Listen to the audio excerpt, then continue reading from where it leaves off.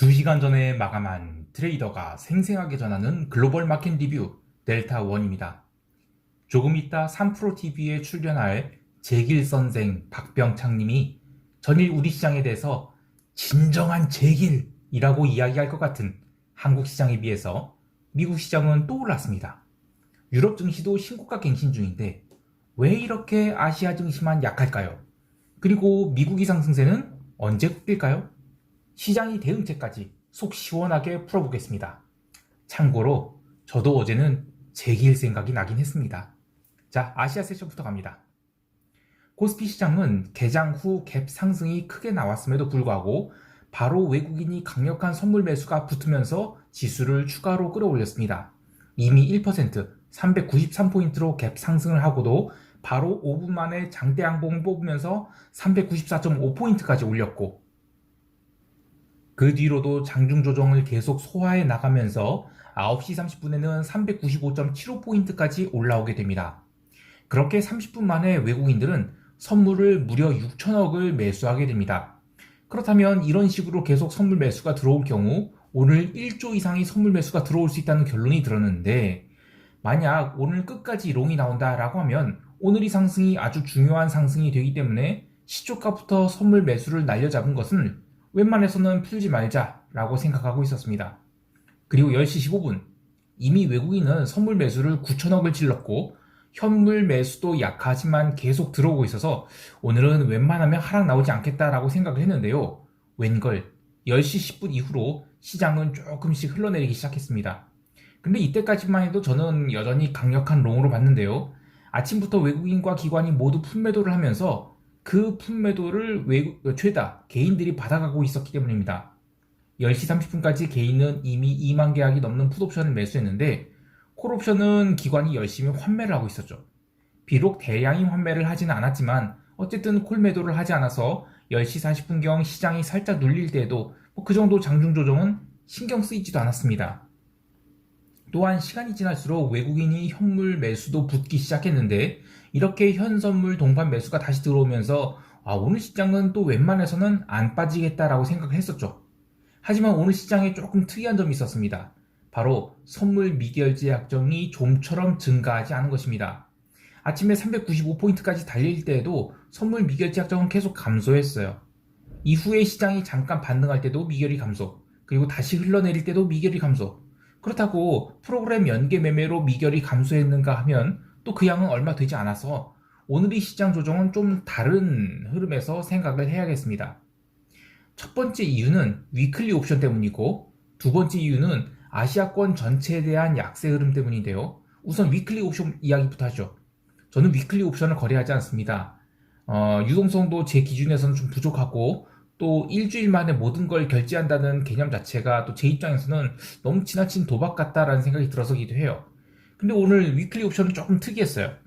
사실 11월 2일에 그렇게 당겨놓고 다시 3일에 그렇게 눌러놓고 또 오늘 초반에 갭으로 달린 뒤 또 당겨놓고 그쯤 하면 위클리 옵션이 아무리 만기라고 해도 난리칠 수밖에 없어요. 왜냐면 며칠간의 어떤 변동성이 있었기 때문이죠.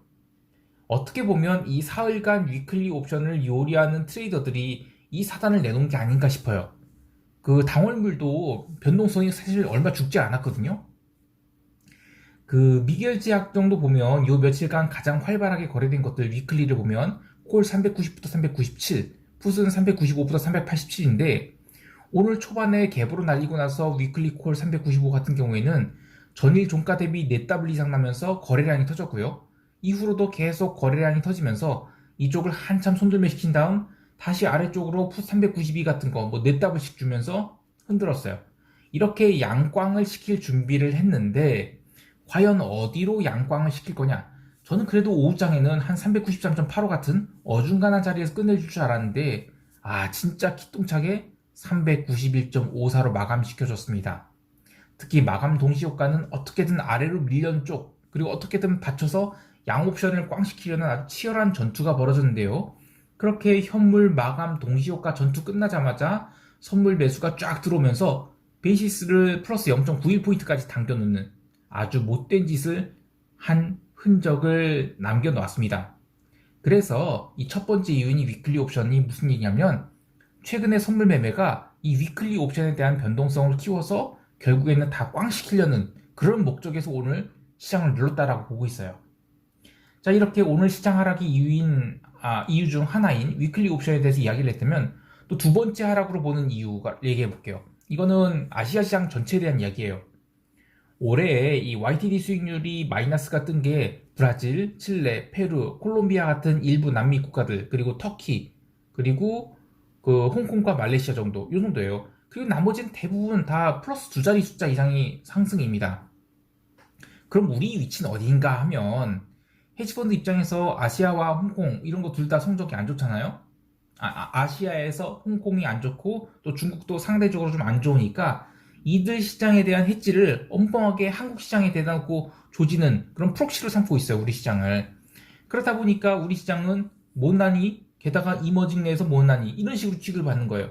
응? 못난이 짜장면 프록시 이렇게 해. 그래서 이제는 우리도 YTD 수익률이 굉장히 형편없거든요, 대만에 비해서요. 그런데 이제 연말 북클로징 시즌이란 말이에요. 그런데 그러면 그 북클로징 시즌에서는 못난이 주식은 더욱 쳐내고 돈을 걷어갖고 미국에다 갖다 바른 짓, 그런 걸 합니다. 사실 어제 미국 시장이 오른 것은 FOMC 이벤트 이후의 일종의 안도랠리였기 때문에 갭상승이 나온 거고, 그런 기회를 삼아서 우리 시장도 갭상승하니까 올려놨다가 그 위클리 쫙 살려놓고 그 다음에 이제 기회를 삼아서 시장을 깐 것이라고 봅니다.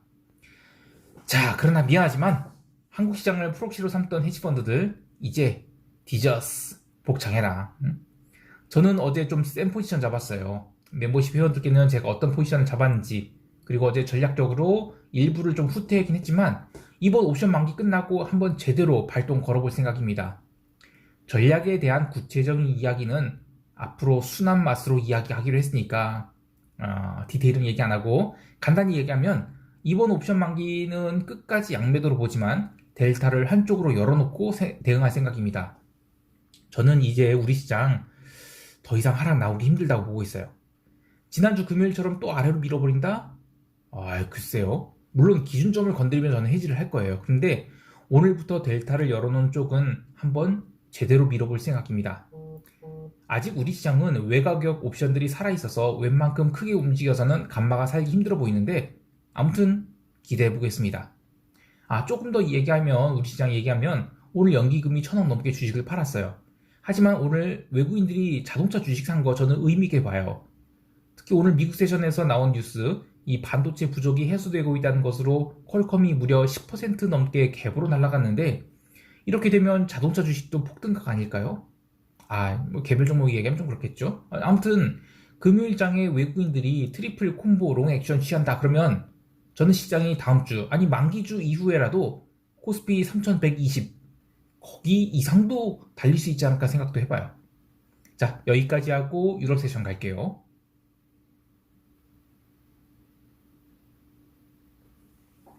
유럽 증시는 갭으로 오른 상태에서 하루 종일 조용했습니다. 증시 말고 어제 통화시장에서, 그리고 채권시장에서 난리가 있었죠. 또 요즘 일부 언론에서 이 채권시장의 변동성과 통화시장의 변동성에 증시는 너무 무감각한 거 아니냐, 이거 취해 있다, 이렇게 얘기하는데 저는 그런 이야기 들으면 참 변동성에 무지하다는 생각밖에 안 들어요. 볼이 터져갖고 폭등하는 장세가 눈앞에 뻔히 일어나고 있는데 증시 변동성이 죽고 있다? 시장이 꼭 하락해야 변동성이 살아난다고 생각하면 오산입니다. 아무튼 다시 유럽 시장 이야기로 돌아와서 먼저 통화시장 이야기 해볼게요. 우선 유로화는 아시아 세션에서 전일의 상승분을 죄다 반납해버립니다. 이것은 아시아 세션이 FX 시장 참여자들이 FOMC 이벤트에 대해서 이머징 시장에 부정적일 것이다 라는 인식을 하면서 비달러 바스켓을 아주 패기 시작하면서 내려간 것으로 봐요. 그러면서 오지달러, 키위달러 포함해서 대부분이 비달러 바스켓들이 전일 상승한 것을 아시아 세션에서 상당량 반납합니다. 그런데 진짜 문제는 그 이후예요. 유로존 9월 상산자 물가 전월비 2.7% 상승하면서 가속도가 붙어버리죠. 그러면서 유로화가 추가 급락을 해버리는데, 그럼에도 불구하고 유로존 국채, 특히 이탈리아 국채 매수 개입이 이어지면서 어제도 이탈리아 국채는 무려 1.1%나 급반등을 합니다. 또한 밤 9시에는 영란은행이 기대와는 전혀 다르게 금리 동결을 해버리고 QE도 계속하겠다라고 선언하면서 파운드화가 1.4%나 폭락을 합니다. 결국 그런 것들이 비달러 바스켓 전체를 끌어내려서 채권 시장은 폭등을 시키고 또 통화 시장은 크게 눌렀는데요. 파운드야 이 선진국 통화치고는 변동성이 원래 높은 통화이니까 언더슈팅이 나온 거 뭐 잘 나온 거라 하고, 나머지 통화는 그래도 그 이후에는 변동성을 어느 정도 줄여서 마감을 했습니다. 그리고 상품 시장에서는 골드가 폭등했습니다. 골드 매매하시는 분들은 와, 이런 따주기가 어디 있냐 싶을 정도로 좀 짜증이 나실 것 같은데요. 오늘 골드는 유럽 세션 초반에 채권 올라오기 시작하면서 같이 오르기 시작했고요. BOE 이벤트로 FX 시장 참여자들이 뒤통수를 맞자 거기서부터는 매수세가 아주 격하게 들어오면서 미국 세션에서 기어코 1800달러를 찍게 됩니다. 저는 골드가 조만간 대상승을 시작할 것 같긴 한데 그 타이밍을 뭐 내년에 잡을지 어떻게 될지 모르겠어요. 근데 어쨌든 올해 장사는 이제 다 끝난 게 아닌가 싶어요. 마지막으로 기름 이야기 해보면, 기름은 오펙 미팅 전에 유럽 세션에서 무려 4%가 넘는 상승을, 그것도 스트레이트로 합니다. 그래서 전일이 음봉을 모조리 위로 한 방에 조정도 없이 감싸서 올려버려요. 오펙 미팅은 생각보다 늦게 끝났는데 오펙 플러스는 월 40만 bpd를 증산하겠다는 것이고, 그리고 미국의 요구는 아니다, 60에서 80만 bpd로 증산을 해라 라는 것이었죠. 그런데 시장의 컨센서스는 미국이 요구는 블러핑이다, 어차피 저 못 따라간다 라고 해서 기름값이 쭉 오릅니다. 미국이 요구가 블러핑이라는 논리는 이런 건데요. 오펙 플러스 내에서 이 증산이 80만 바렐까지 결정될 경우에 증산을 따라갈 수 있는 국가는 사우디나 러시아예요. 나머지 국가들은 뭐 장비 노후, 그리고 그동안에 코로나 때문에 유정을 폐쇄해 놓은 거 이거 바로 못 살렸는단 말이에요. 여러 가지 이유로 증시 생산량을 늘릴 수 없는 상황이죠. 따라서 미국이 요구대로 증산을 하게 되면 러시아가 득을 보게 되는 거예요. 그렇게 유가가 내려가게 되면 미국이 에너지 수출에 먹구름이 끼기 때문에 외견상으로는 글로벌 인플레이션 방지를 위한 대량 증산을 요청하는 것이지만 속내는 그래도 조금만 증산해라 이 정도죠. 그런데 실제로 미팅 끝났을 때는 기름이 4%가 올랐어요. 이미 시장이 너무 많이 올라와 있던 거라고 생각한 것인지 블룸버그에서 뉴스 티커가 딱 나오고 나서 시장은 추가 폭등 같은 거 아예 없었어요. 그리고 뉴스가 나온 건가 싶을 정도로 별일 없이 이렇게 솔솔 흘러내리기 시작했습니다. 그렇게 흘러내린 기름값은 내리고 내리기를 반복해서 80달러마저 깨게 되는데요. 장중에 롱 포지션 잡은 쪽에서 아주 제대로 뒤통수를 맞게 되는 것이라 결국 새벽 3시 30분 나이맥스 현물 마감 때는 78.25달러까지 언더슈팅을 주게 됩니다. 물론 그 뒤로는 반등을 해요. 어쨌든 대충 유럽 세션은 여기까지 이야기하기로 하고 이제 오늘의 하이라이트인 미국 세션 이야기할게요.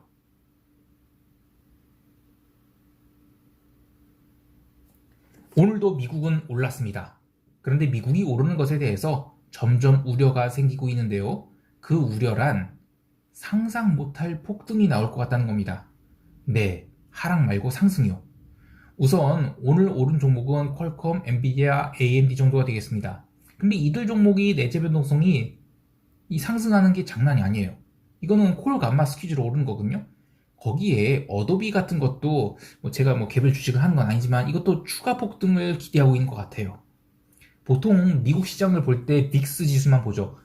그 빅스 지수는 S&P 500에 대한 그 변동성 지수를 의미해요. 그런데 최근 시장을 견인하는 종목들은 나스닥 대형주이고 그 이들 주식은 지금 그 콜옵션 감마 스퀴즈를 동반하고 있죠. 그래서 지수가 상승할 때 변동성도 상승 중인데요. 저는 그래서 빅스보다 VXN이라는 나스닥 100 지수에 대한 변동성도 좀 봐야 된다고 생각해요. VXN 지수는 10월 15일에 바닥을 찍고 나서 사실상 22일부터 계속 올라오고 있어요. 근데 오늘 지수가 상승함에도 불구하고 변동성이 20포인트를 회복해서 계속 올라오려 하거든요. 그러니까 나스닥은 진정한 버블기에 들어가기 시작했고 이제는 나스닥이 오를 때마다 변동성이 증가하는 구간에 들어갔다라고 봐야 돼요. 실제로 오늘 엔비디아 같은 경우에 오후 그러니까 새벽 4시에 17%를 그 상승률이 17%를 찍었거든요. 거기에 찍고 나니까 변동성이 뜨는 거예요. 그리고 거기서부터 다시 내려왔을 때 오히려 변동성이 하락을 합니다. 또 아울러 이제 S&P에 대한 변동성 지수인 빅스도 오늘 장 초반에 14포인트대까지 빠졌죠. 근데 계속 지수가 지지고 올라감에도 불구하고 변동성이 꾸준히 올라오게 됩니다. 그래서 15포인트 이상에서 마감했거든요. 변동성 선물 또한 2.32%나 상승했죠. 그러니까 S&P도 추가 상승 시 급등의 각도로 올라올 수 있다고 봐요. 너무 어려운 이야기라고 생각될 수 있지만 대부분의 언론에서 빅스 같은 이 변동성 지표를 공포지수 따위로 왜곡시켜 놨어요. 그리고 사람들이 시장이 제대로 된 폭등을 보지 못했기 때문에 지수가 상승할 때 변동성이 상승이 이해가 안 갈 수 있어요.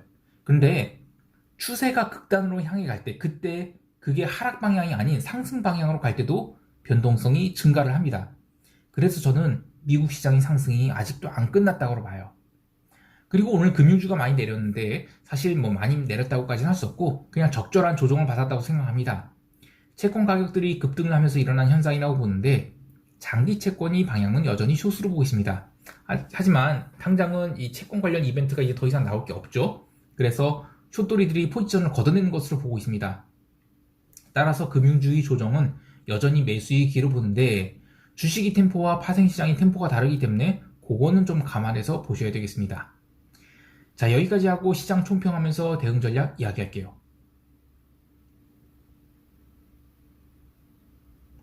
한국 시장에 대해서는 여전히 롱뷰 보고 있습니다. 다만 어떻게 대응할 것인지는 각자가 선택해야 될 문제지만 이번 물에서 제대로 된 시세를 안 줄 수 있다는 생각하고 있어요.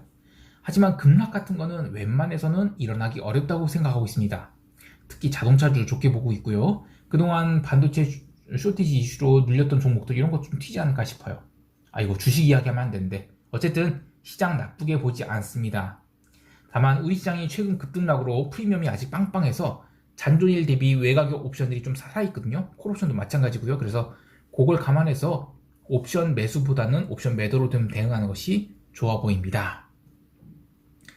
해외 시장에 대해서는 기름은 일단 조정권 들어와 있다고 봐요. 그리고 이벤트 해소 차원에서 $80 언더로 밀린 것으로 보는데 이번 주는 그냥 보내주겠지만 $80 이하에서는 계속 롱 관점 유지할 생각입니다.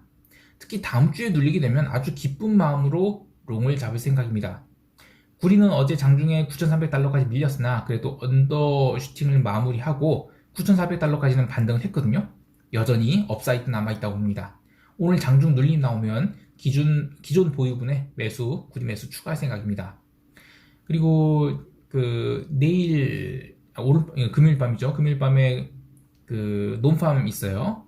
비농 고용자 수 요거가 상당히 좋게 나올 것으로 보고 있는데 이럴 때 과연 어제 반등한 채권이 다시 부러질 것인가 요거 좀 잘 관찰해 봐야 되겠습니다. 자, 오늘 하루만 버티면 또 한 주가 지나갑니다. 금요일 유종의 미를 거둘 수 있는 하루가 되었으면 좋겠고요. 이상 델타원이었습니다. 감사합니다.